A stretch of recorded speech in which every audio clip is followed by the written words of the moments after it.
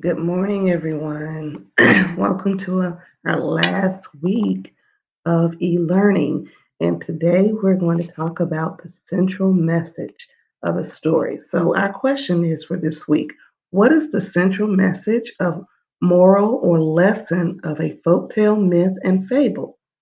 So, what we need to understand as a third grade reader, readers recount stories including fables, folktales, and myths from diverse cultures.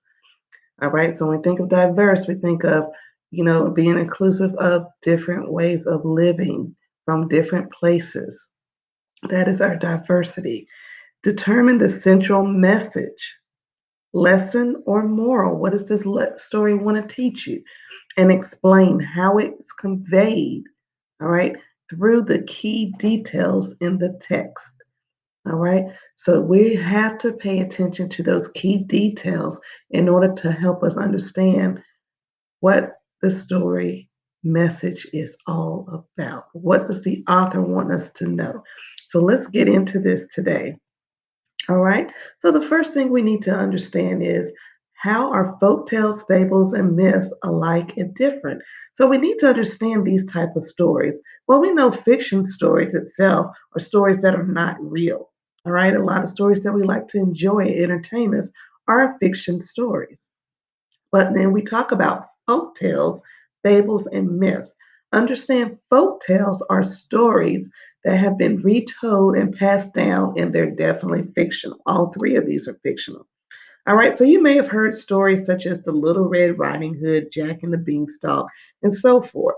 And they usually will teach some type of moral, all right, something we can learn from.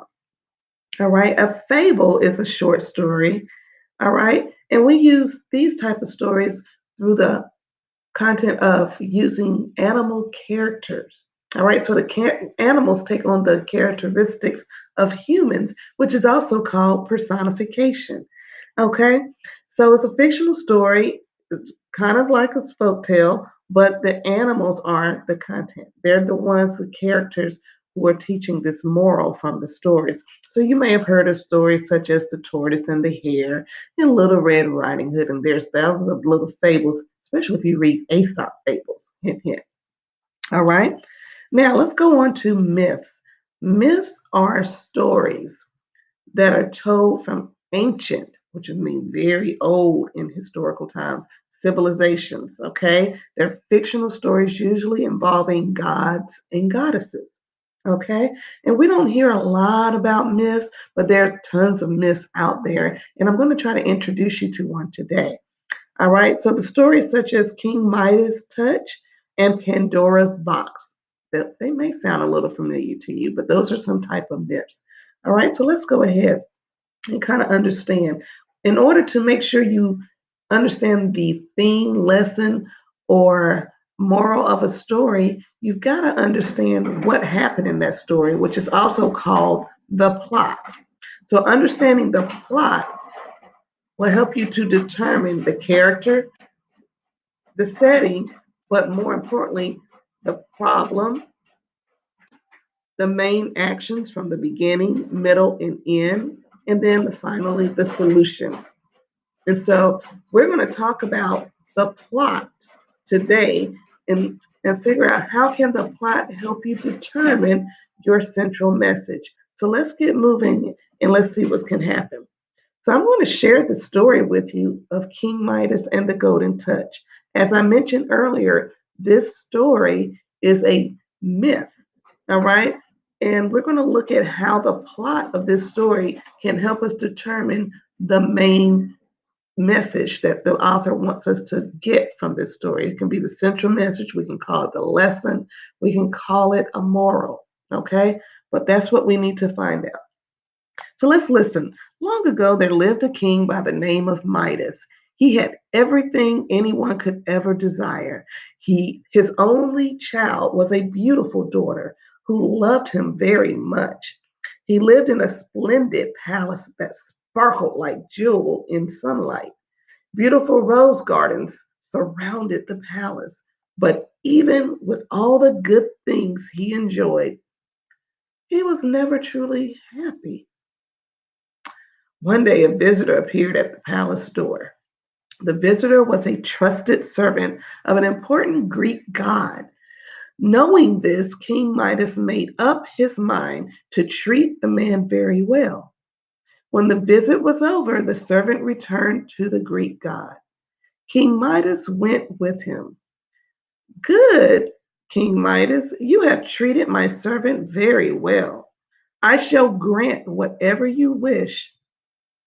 wish you may have, said the god. King Midas was delighted. I want everything I touch to turn bright, shiny gold, he quickly answered. The king god shook his head in dismay to hear such a silly wish, but he kept his promise. King Midas returned to the palace. He walked through the garden, touching the lovely roses. They were immediately turned to gold. King Midas' joy knew no limits. Gold, gold, look at this shine. A world of gold will soon be mine, hmm, shouted the king, clapping his hand in delight. King Midas called to his servant, bring me dinner. Of course, he expected to dine from dishes of pure gold. But when he brought each piece of food to his lips, it turned to gold at once. He was unable to eat a single bite. Somebody's going hungry. Just then, the king's young daughter ran into the room to greet her father. As soon as she threw her arms around his neck, she was turned into a beautiful golden statue. Now, King Midas couldn't believe his eyes. What have I done? He cried. I should have held my tongue. I should have never wished for something so foolish. Then I would have my daughter and all the other goods I enjoyed. Overhearing this, the god decided that King Midas had learned his lesson. He took back the wish he granted the king. And for the first time, King Midas truly happy and satisfied.